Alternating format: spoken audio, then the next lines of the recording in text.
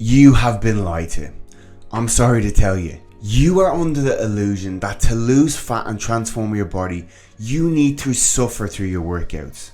High intensity, extreme workouts, running like David Goggins till there's no cartilage left in your knee. The fitness scene, exemplified by social media, has glorified this thing where we need to suffer and pain, and that's the only way to get results. But I'm here to tell you it's probably one of the biggest things you're doing wrong, and it is completely stopping you from getting real results. I've coached busy professionals for over a decade, and I'm the expert in helping them transform their body in limited time, and science has proved this. You see, you think you need to train at a maximum intensity every time you're in the gym. If you're not leaving that gym absolutely dead to the world, that is not a good session.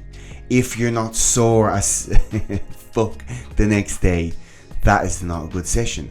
And you think you need to do this every day.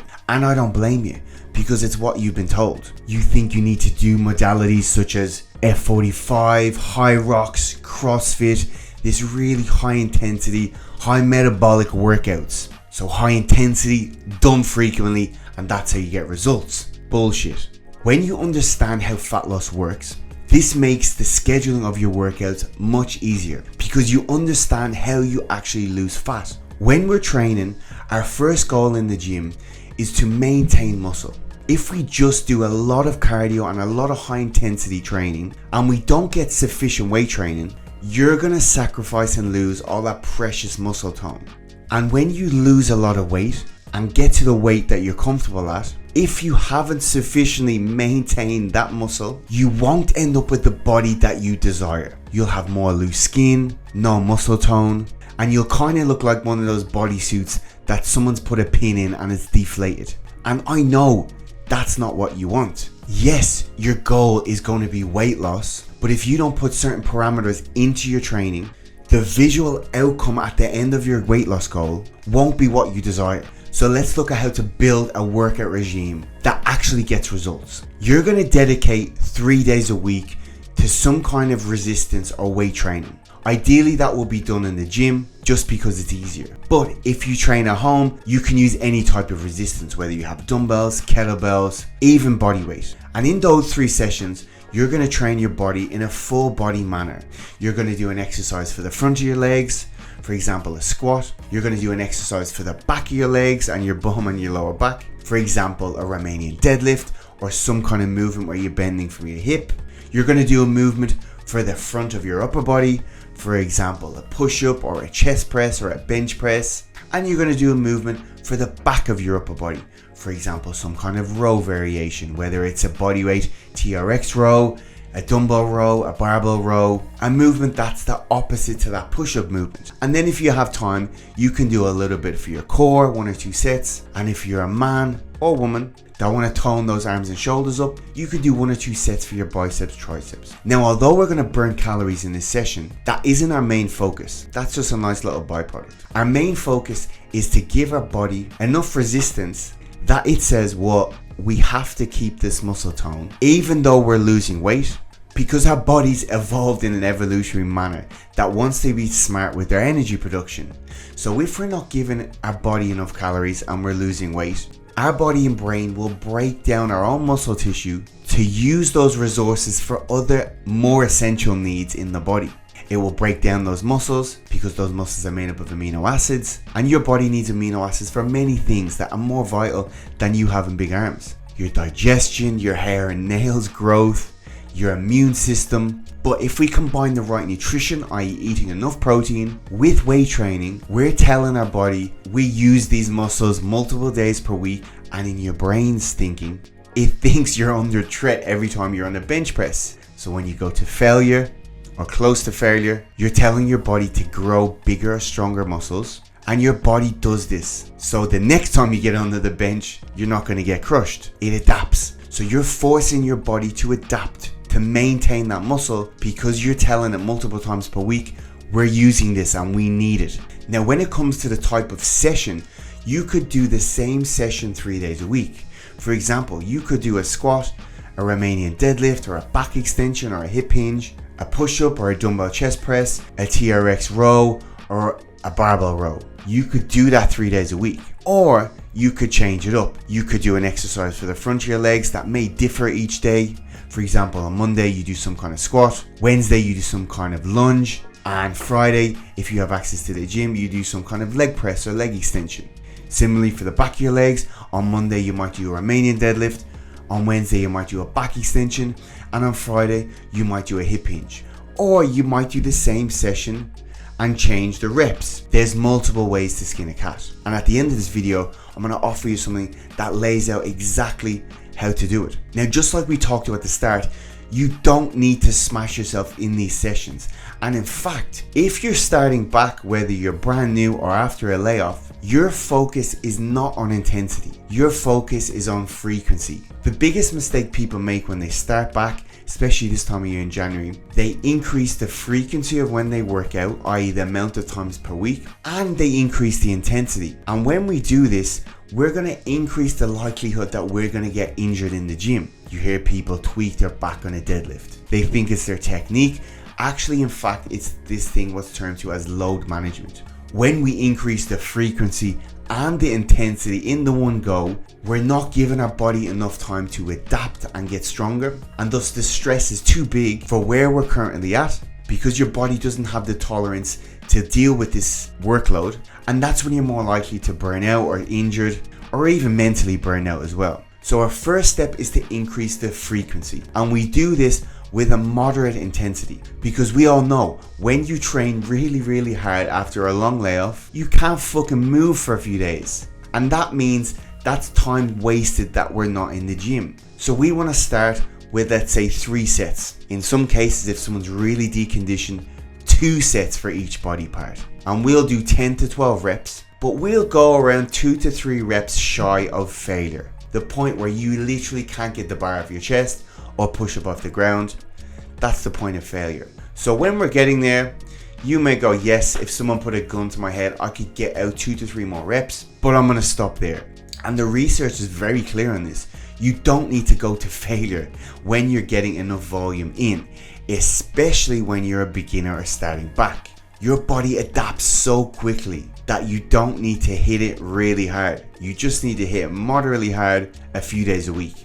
Once you get the frequency of those weight training sessions in check, also from a habitual point of view, you're used to going to the gym 3 days a week, you mentally know you're not going to die every time you go, which keeps you motivated. There's nothing worse than these people this time of year. They kill themselves in terms of frequency and intensity, and they mentally burn themselves out because they know you can't train like that all year round. You have a job, you have a family, you need that energy for other things. And when you take your body way past the point of where it can recover and handle, you're going to be royally fucked. So after we get that frequency in check, you're going to the gym 3 days a week. Next, what we can do is we can increase the intensity, because you're just increasing one of those modalities each time. So in those sessions, as you recover and as you find you'll start to get less sore after each session, you then can go a little bit closer to failure. As you get a bit more of an intermediate, that may be 1 or 2 reps shy.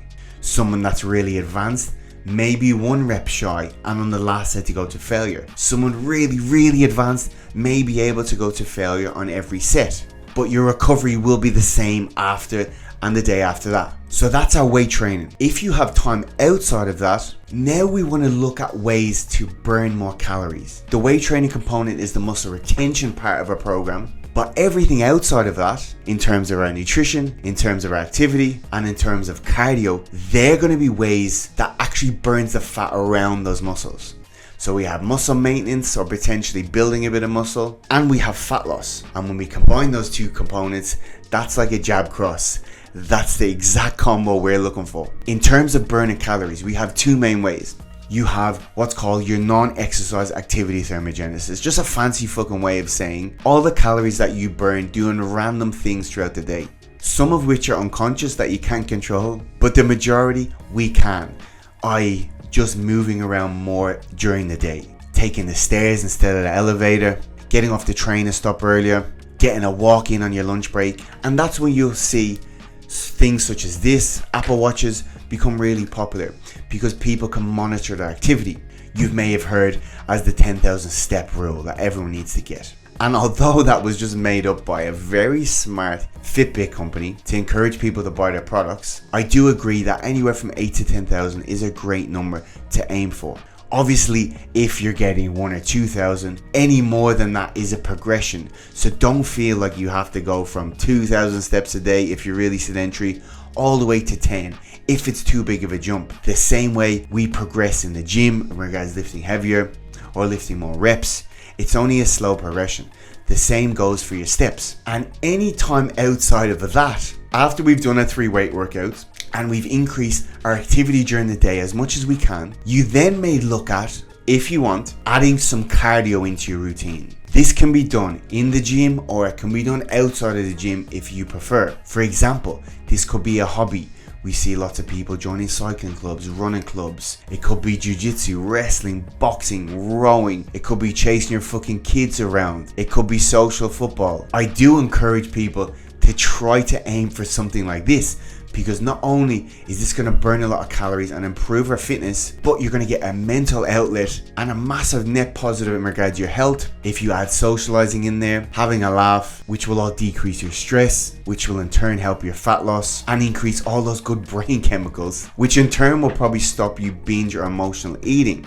We see how everything runs in circles. However, some people prefer to simply do their cardio at a gym, which again I have no problem with. Now, we have to talk about how to do our cardio, because again, I critique people at the start that are into that high intensity training, extreme training, high rocks, CrossFit, which there's a place for, but we have to be at the level to do it. When we're getting back into cardio, what we're trying to do is increase our aerobic fitness. When someone that doesn't have a good aerobic base or isn't that fit goes to something that's too high intensity for their fitness level, they're not actually improving their aerobic fitness. What, I hear you ask? Let me explain. When we're improving our aerobic fitness, what we're trying to do, we're trying to get our heart rate in the zone of around 60 to 70% of its max. Now, unless you've done a maximal heart rate test or a stress test, you probably don't know that. The equation, your age minus 180, I think it is somewhat accurate, but the recommendation I generally give is anywhere from 120 to 150 beats per minute.